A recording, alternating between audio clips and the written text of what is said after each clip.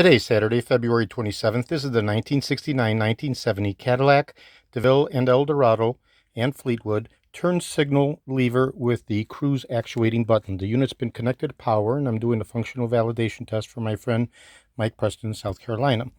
69 and 70 is indicative of the double bevel with no cruise embossing label, as is typical from 71 to 78. So in the 1969-1979 variant, we have this flat argent silver with the double conicals and then the actuation button, and that's what makes the 6970 distinctively different from the 71 to 78.